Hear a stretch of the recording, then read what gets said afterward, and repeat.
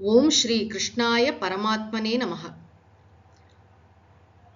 त्रैगुण्य विषया वेदाः निस्त्रैगुण्यो भवार्जुन निर्द्वन्द्वो नित्यसत्त्वस्थः निर्योगक्षेम आत्मवान्।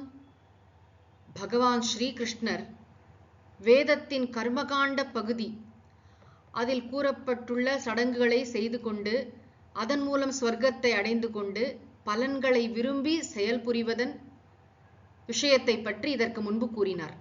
இந்த ஸ்லோகத்தில் கூறுகிறார், அர்ஜுனா, வேதாஹா திரைகுண்ய விஷயாஹா. இந்த வேதத்தின் கர்மகாண்டத்தில் கூறப்பட்டுள்ள விஷயங்கள் எல்லாம் சத்வம் ரஜஸ் தமோ குணங்கள் என்ற இந்த 3 குணங்களின் மயமானது.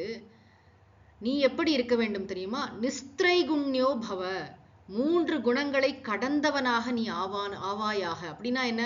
குணாதீத்தனாக, மெய்ப்பொருளாக உன்னை உணர்பவனாக, மாயைக்கு அப்பாற்பட்ட மெய்ப்பொருள் நீ என்பதை உணர்பவனாக ஆவாயாக. அப்படி குணாதீத்தனாக நம்மை உணர வேண்டும் என்று சொன்னால் நம்ம என்ன செய்யணும்? ஞானத்தை பெற வேண்டும். அதற்கு கர்மயோகத்தை நன்றாக செய்ய வேண்டும். அதைத்தான் மிக அழகாக 4 முக்கியமான சாதனைகளாக பகவான் கூறுகிறார். இதெல்லாம் என்ன சொல்றார்? நிர்த்வந்த்வோ பவ, வாழ்க்கையின் இருமைகளை ஏற்றுக்கொள்ள பழகு. இங்கதான் முதல் ஸ்டெப். வாழ்க்கை என்றால் இன்பம், துன்பம், வெற்றி, தோல்வி, லாபம், நஷ்டம், குளிர், வெப்பம் எல்லாம் வரத்தான் செய்யும். வாழ்க்கையில ஒன்றை மட்டும் நம்ம சூஸ் பண்ணவே முடியாது. இந்த தாரதம்பியம் இருக்குமே தவிர இரண்டும் இருந்தே தீரும். ஆகவே வாழ்க்கையின் இருமைகளை, துவந்துவங்களை பொறுத்துக்கொள், ஏற்றுக்கொள். இது ஆரம்பத்திலேருந்து பகவான் சொல்லி கொண்டிருக்கக்கூடிய ஒரு விஷயம். எப்படி பொறுத்துக்கிறது அப்படின்னு கேட்டா, நித்திய சத்வஸ்தோ பவ. இந்த பவங்கிறத எல்லாவற்றிலும் சேர்த்து கொள்ள வேண்டும். முதல்ல என்ன சொன்னார்? நிர்த்வந்த்வோ பவ, இருமைகளை கடந்தவனாக, இருமைகளை ஏற்றுக்கொள்பவனாக இருப்பாயாக. அதற்கு என்ன செய்ய வேண்டும்? நித்திய சத்வஸ்தோ பவ, எப்பொழுதும் சத்வகுணம் ஓங்கி இருப்பவனாக இருப்பாயாக. 3 குணங்களின் சேர்க்கை தானே நம்முடைய மனம் கூட. ஆனாலும் தமோ குணத்தை குறைத்து ரஜோகுணத்தை கட்டுப்படுத்தி சத்வகுணத்தை நன்றாக அபிவிருத்தி செய்ய வேண்டும். சத்வகுணம் ஓங்க ஓங்கதான் நமக்கு ஞானம், தெளிவு, அமைதி, பக்குவம் இதெல்லாம் நிறைய நாட்டம் வரும். ஆன்மீகத்துல முன்னேறி கொண்டிருக்கிறோம், உண்மையிலே முன்னேறி கொண்டிருக்கிறோம்னு சொன்னா நம்ம கிட்ட சத்வகுணம் மேலோங்கி கொண்டிருக்கிறது என்று அர்த்தம். சத்வ பிரதான வாழ்க்கை என்பது மிக முக்கியம். 3 குணங்களும் இருக்கதான் செய்யும். கம்ப்ளீட்டா மற்ற 2 குணங்கள் இல்லாமல் போகாது. ஆனால் சத்வகுணம் மேலோங்கி இருக்க வேண்டும். நித்திய சத்வஸ்தோ பவ. அடுத்து என்ன சொல்கிறார்? நிர்யோகக்ஷேமோ பவ. யோகக்ஷேமம் பகவான் பின்னாடி சொல்வார் இல்லையா? யோகக்ஷேமம் வகாம்யகம். யோகம் என்றால் என்ன? க்ஷேமம் என்றால் என்ன? யோகம் என்றால் இல்லாத ஒன்றை அடைவதற்கு யோகம் என்று பெயர். அப்ராப்தஸ்ய பிராப்திஹி யோகஹ. க்ஷேமம் என்று சொன்னால் அடைந்ததை காப்பாற்றிக் கொள்வது. பிராப்தஸ்ய சம்ரக்ஷணம் க்ஷேமஹ. யோகம் க்ஷேமம். அதாவது நம்ம கிட்ட பொருள் இல்லை, நிறைய பொருள் ஈட்ட வேண்டும். அந்த சம்பாதிச்ச பணத்தெல்லாம் நல்லபடியா இன்வெஸ்ட் பண்ணி பத்திரமா காப்பாத்தி வைக்கணும்.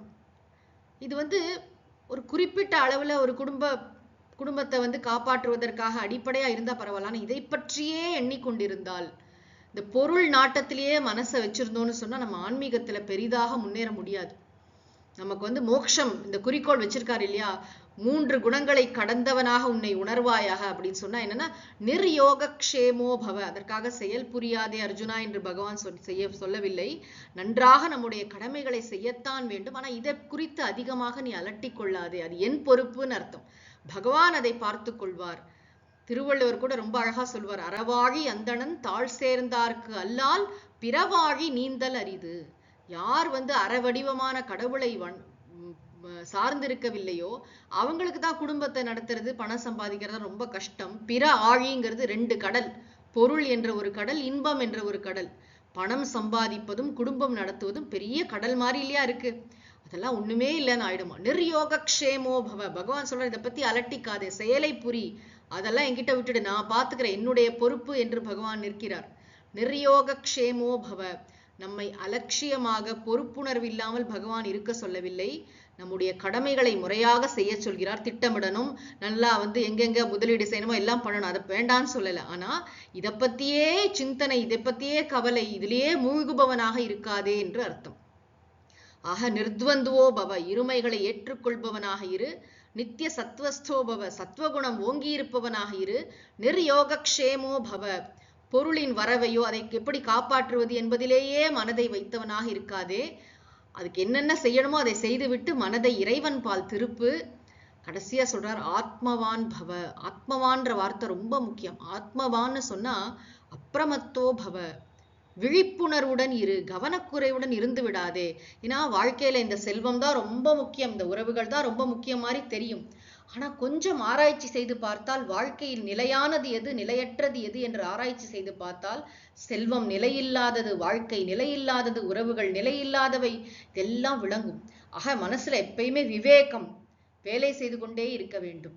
விவேகம் என்றால் என்ன? தெளிவான பகுத்தறிவு. எது நிலையானது, எது நிலையற்றது என்ற சிந்தனை எப்பொழுதும் இருந்து கொண்டே இருக்க வேண்டும். மயங்கி விடக்கூடாது. இந்த உலகத்துல பணம் இருந்தாதான் நான் நிம்மதியா இருக்க முடியும்னு நம்ம ஒரு கனெக்ஷன் போட்டு வச்சிருக்கோமே, நிஜமாவே அதெல்லாம் உண்மையா என்று ஆராய்ச்சி செய்து பார்க்க வேண்டும். should not be carried away. இந்த உலக இன்பங்களிலோ, இந்த பொருளிலோ, இந்த உறவுகளிலோ நம்ம அப்படியே மூழ்கி விடக்கூடாது.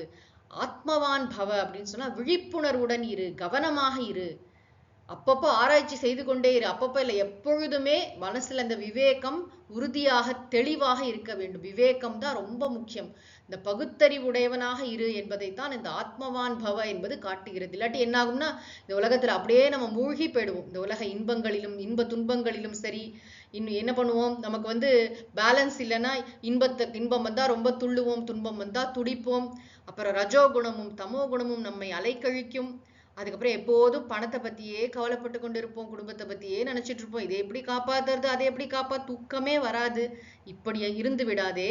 வாழ்க்கையின் இருமைகளை ஏற்றுக்கொள், சத்வகுணம் ஓங்கி இருப்பவனாக இரு, யோகக்ஷேமத்தை பற்றி நினைக்காதே, அதை நான் பார்த்து கொள்கிறேன், நீ விழிப்புணர்வுடன் கூடியவனாக இரு என்று பகவான் மிக அற்புதமாக இந்த ஸ்லோகத்தை நமக்கு அருளி செய்திருக்கிறார்.